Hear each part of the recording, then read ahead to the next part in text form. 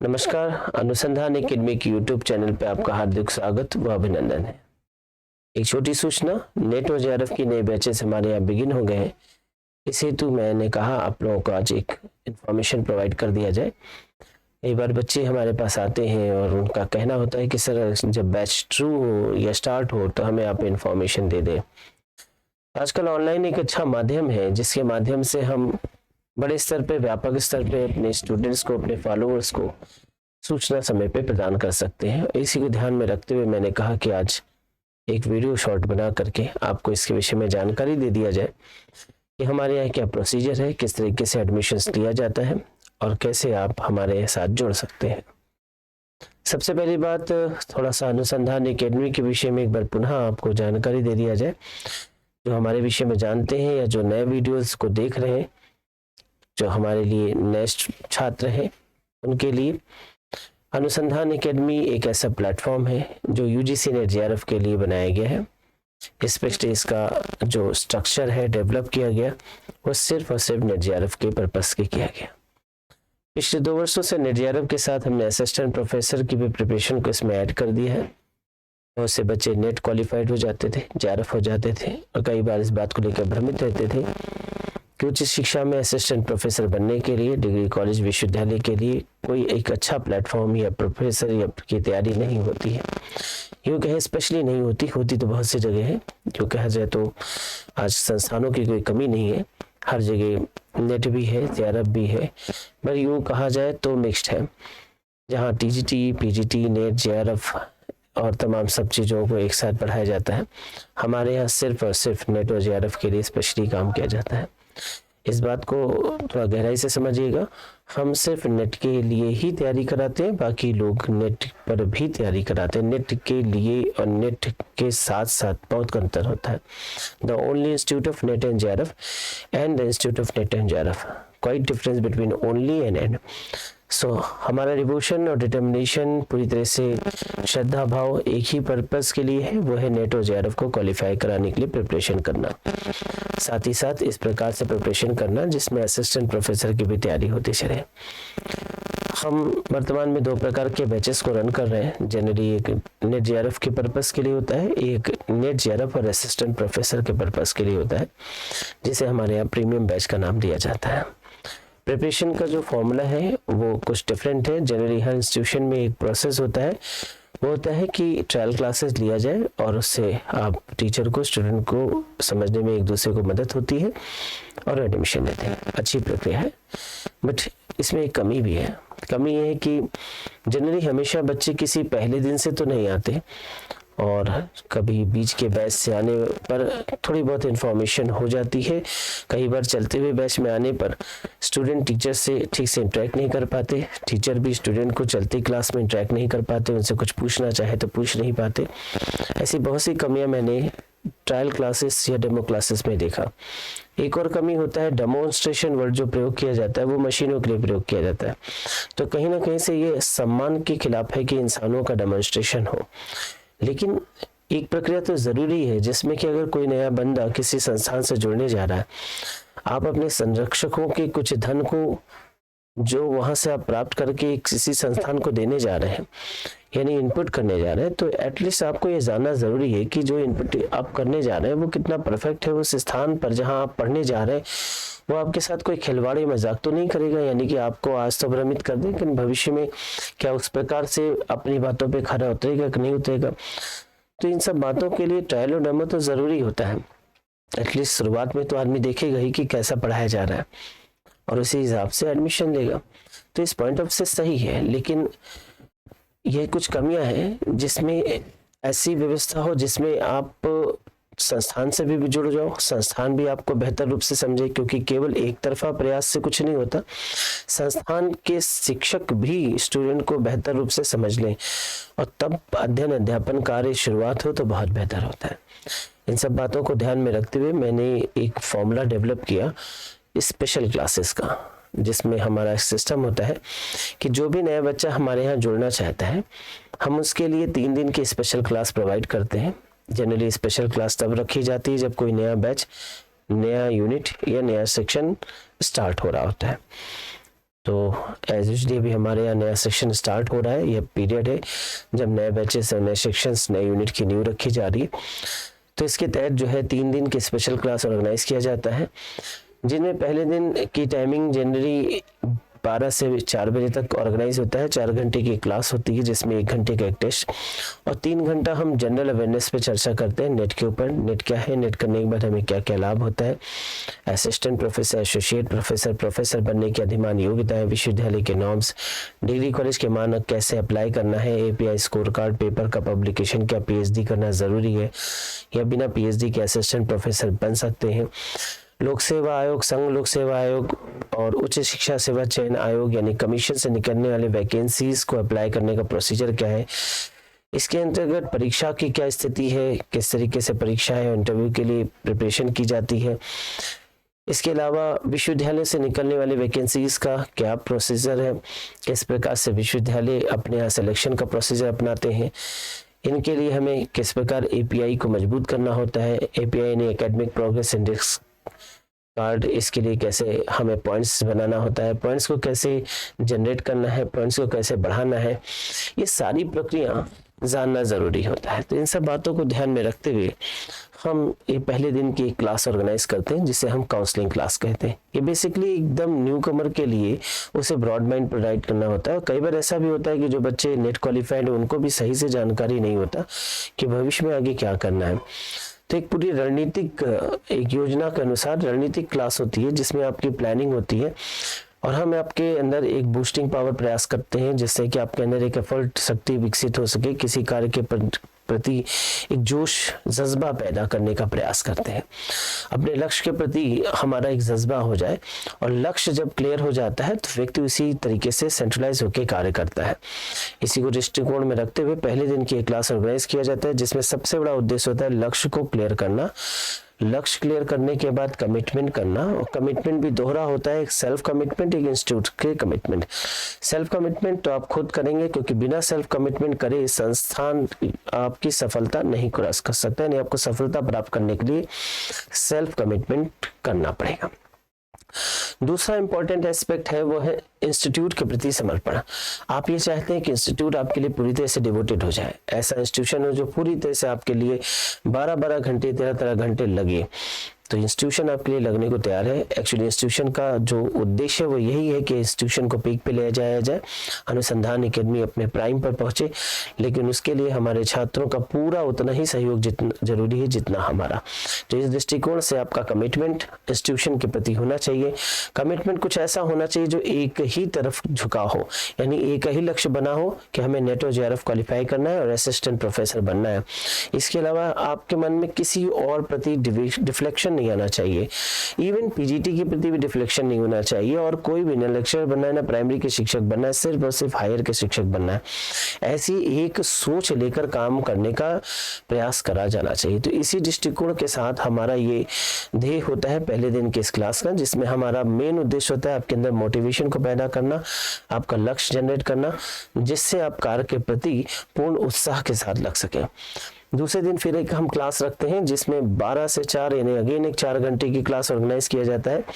इस क्लास में जो पर्पस होता है वो प्रथम प्रश्न पत्र पर पूर्ण विवेचना का होता है।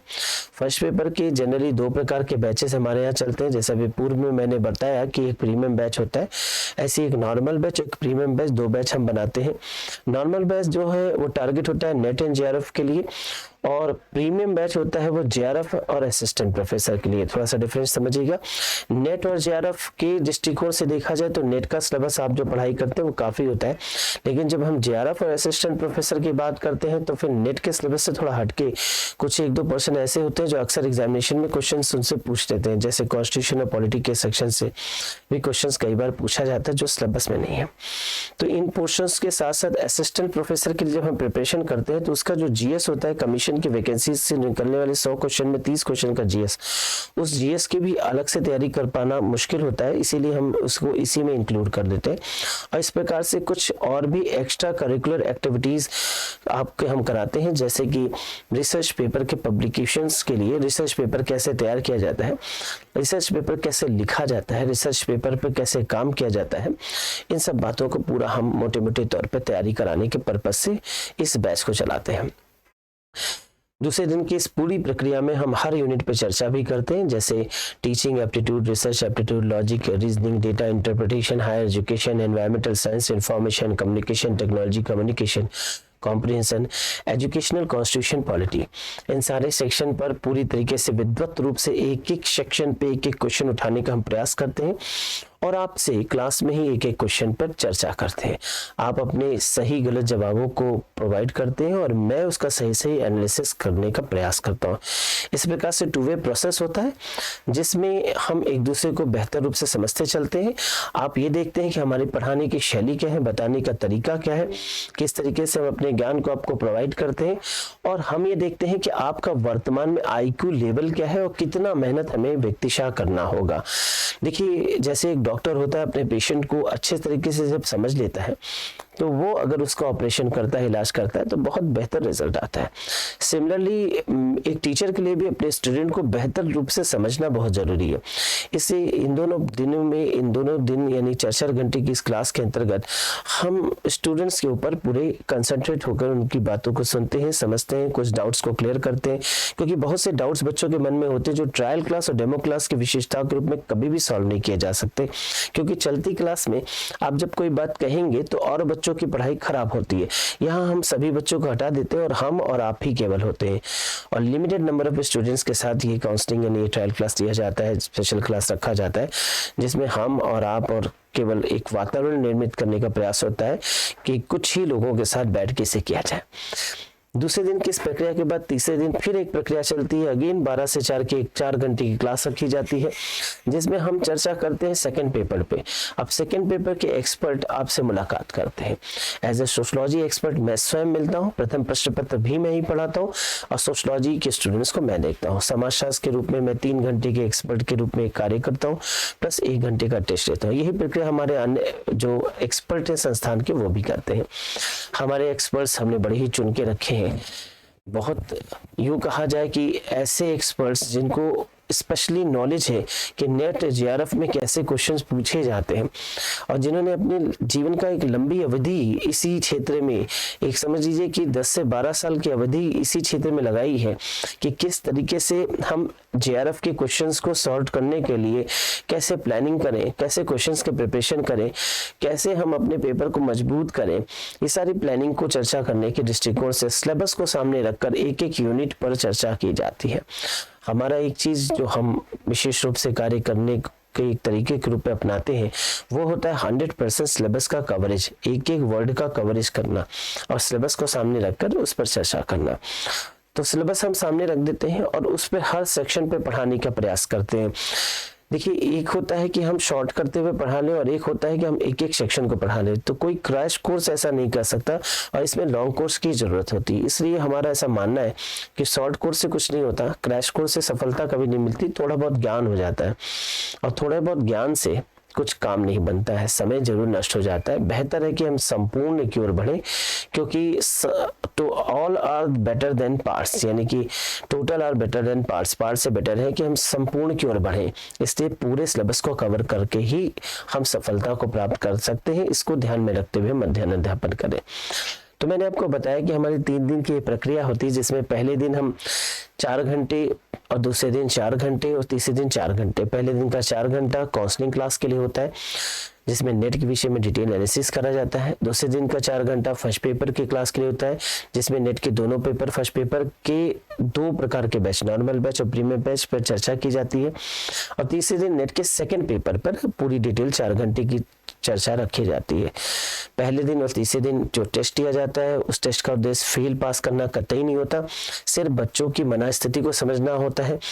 जैसे एक डॉक्टर ब्लड टेस्ट रिपोर्ट को देख करके एहसास करता है कि बच्चे के अंतर्गत या व्यक्ति के अंतर्गत क्या क्या चीज है, मोनोसाइट, लिम्फोसाइट और क्या क्या चीज, कौन कौन मात्रा के सेल हैं, बढ़ी हैं, घटी हैं, वैसे ही हमारे टेस्ट पेपर लेने का उद्देश्य होता है कि हम आपके एक तत्व को, ज्ञान के एनालिसिस करें कि आपका ज्ञान का लेवल क्या है और हमें कितना मेहनत करने की जरूरत है। इस प्रकार से संपूर्ण 3 दिन की ऑपरेटिव क्लासेस ऑर्गेनाइज होती है। इस ऑपरेटिव क्लासेस के माध्यम से एक दूसरे को हम बेहतर रूप से समझते हैं और सब ठीक लगा तो गठबंधन है, नहीं तो तलाक तो आज ही है। यानी कि कुल मिला करके हम एक दूसरे को सहमति होते हैं तो संस्थान में एडमिशन लेते हैं। इन 3 दिन की काउंसलिंग के लिए आपको रजिस्ट्रेशन कराना ज़रूरी होता है। जनरली ये काउंसलिंग क्लासेस जो है वीक के फर्स्ट 2 डेज के अंदर यानी मंडे ट्यूसडे तक ऑर्गेनाइज होता है और इसके लिए पंजीकरण जो है वीकेंड तक होता है, यानी सैटरडे तक जितने लोग पंजीकरण करा लेते हैं उन्हीं को हम आगे की क्लासेस के लिए काउंसलिंग की डेट्स देते हैं। और काउंसलिंग में लिमिटेड लोगों को लेते हैं जिससे कि हम उनसे बेहतर रूप से संपर्क कर सकें, अच्छे से बात कर सकें। काउंसलिंग के रजिस्ट्रेशन प्रोसेस के लिए बहुत सरल प्रक्रिया अपनाई गई है। आपको जरूरी नहीं कि संस्थान में आकर ही पंजीकरण कराना पड़े। आजकल आधुनिक और स्मार्ट युग में सिंपल फोन नंबर के माध्यम से पंजीकरण किया जा सकता है। पंजीकरण के लिए आपको यह नंबर है 80 90 60 5000 8090605000। एक प्रकार का ऐसा नंबर है कि आप एक बार पढ़ेंगे तो याद हो जाएगा, 8090605000। इस नंबर पे आप एक व्हाट्सएप के माध्यम से मैसेज ड्रॉप कर सकते हैं कि you are interested to register yourself for the coming counselling class. इसके बाद आपको एक मैसेज डेवलप हो जाएगा कि प्रोसेस क्या करना है और किस प्रकार से ऑनलाइन माध्यम से आपको रजिस्ट्रेशन करना है। फिर एक छोटी सी फीस होती है ऑनलाइन रजिस्ट्रेशन का, वो आपको मैसेज होगा और उस मैसेज के तहत आप फॉलो करेंगे और रजिस्ट्रेशन हो जाएगा।